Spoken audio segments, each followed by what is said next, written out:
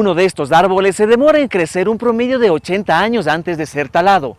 En el Ecuador, un bosque similar en tamaño a la loma del Panecillo desaparece cada hora producto de la deforestación. Anualmente el país pierde el 1.5% de sus bosques, es decir, 3 veces más que el promedio mundial. Hace 50 años la mayoría del territorio ecuatoriano estaba cubierta de bosques, pero lamentablemente poco a poco han ido desapareciendo y es principalmente en la región amazónica donde están los últimos bosques nativos. En el límite con el Perú se encuentra el Parque Nacional Yasuní, considerada para algunos científicos como la zona más biodiversa del planeta Tierra, que está protegida por el Estado ecuatoriano y donde está prohibido talar árboles, pero lamentablemente a pesar de los controles, la tala ilegal de maderas finas es frecuente y amenaza la integridad de esta reserva de la biosfera, como lo demuestra la captura de una cuadrilla de madereros peruanos en territorio ecuatoriano. Pero ¿cuál es la importancia de conservar el Parque Nacional Yasuní?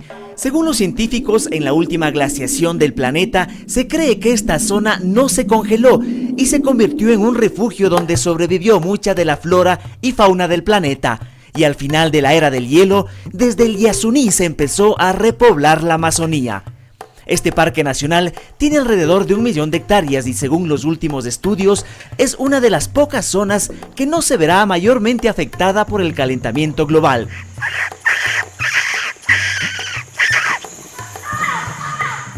En el Yasuní existen 6 trillones de seres vivos en tan solo 1 hectárea, es decir, tiene la más alta biodiversidad del planeta.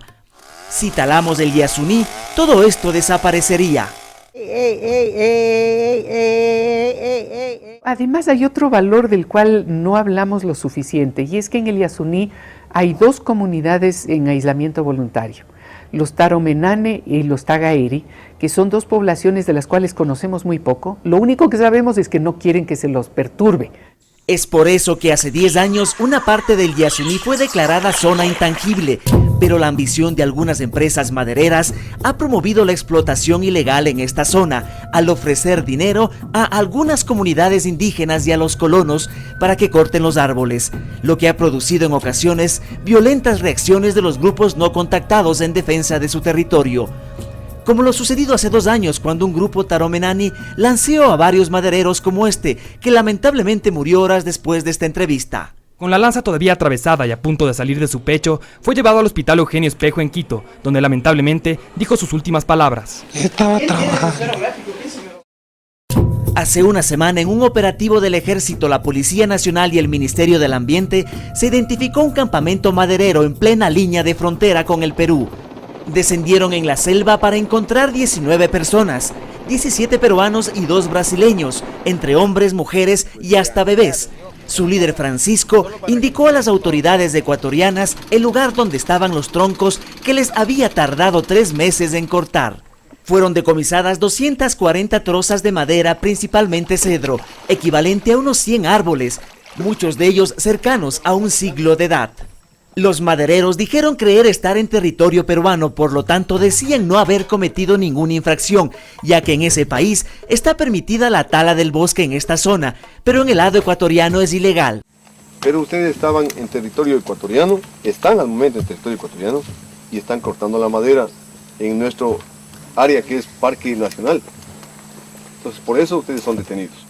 Y con lo único que tenían puesto, en total 8 peruanos fueron trasladados hasta la cárcel de Archidona. Para ellos su detención fue una confusión, ya que aseguraban haber talado en territorio peruano. Pero son quienes con sus manos y motosierras cortan un árbol los principales responsables de la tala ilegal. En realidad esta gente, como siempre lo hemos dicho, no son delincuentes, los madereros son gente necesitada en realidad, es gente de los sectores más pobres del país.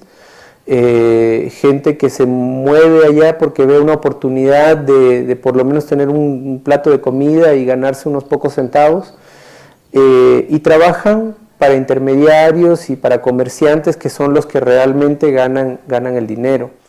Por ejemplo, los 100 troncos incautados en el Yasuní iban a ser vendidos al intermediario a un costo máximo de $10.000, dinero que sería repartido entre los costos de operación y una veintena de madereros, dando un promedio de $300 a cada uno por los 3 meses de trabajo.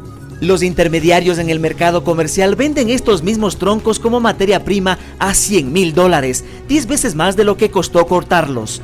Y las empresas que procesan la madera y los almacenes venden un juego de muebles hasta en $4.000 en el mercado ecuatoriano y en el mercado internacional a $10.000 o más. Es decir, el costo final de los 100 árboles es de alrededor de $1 millón. Este es Manuel, un maderero brasileño que perdió la movilidad de todo su brazo derecho al caerle un árbol en su hombro hace 2 años y no pudo seguir un tratamiento médico para curarse por falta de dinero.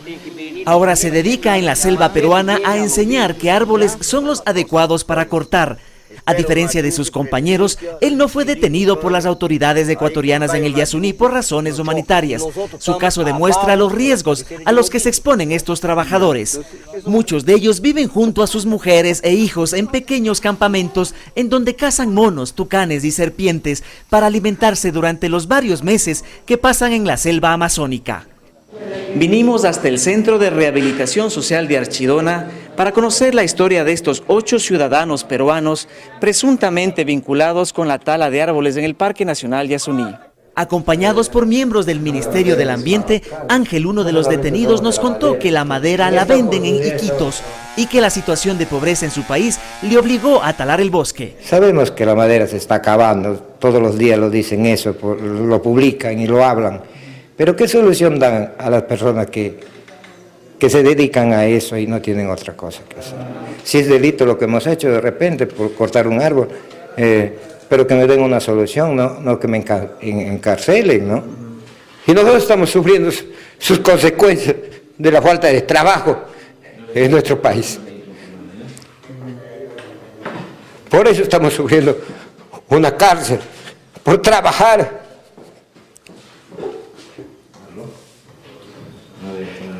Por no tener de repente dinero para estudiar, ser algo más. Y nosotros tenemos que exponernos a muchas cosas en nuestra naturaleza para poder servir a nuestros hijos. Víctor era el encargado de rodar los troncos hasta el río y nos contó los peligros que conlleva su trabajo. Más que todo las culebras, más que todos los palos también cuando revuelca. A veces uno se va apoyándole adelante y se desvía el palo, puede ser que te vaya a tu cuerpo. ¿Cuántas horas trabajan al día más o menos? Nosotros trabajamos todito el día. Se pasa un montón de peligro por eso. Claro, otros ganan con ese trabajo. Como todo negocio ilegal, la tala de madera tiene culpables que también son víctimas. Víctimas de la falta de control de este negocio, de la inexistente colaboración entre países que comparten la Amazonía y de la poca o nula conciencia del consumidor al comprar un producto de madera y no cuestionar su origen y qué hay detrás de su producción. Estos madereros no son sino los peones de un negocio sumamente lucrativo, pero igual de destructivo, del que todos somos hasta cierto punto responsables. Igual que sucedió con los bosques de la costa, somos también testigos y cómplices de la destrucción del lugar más diverso del planeta.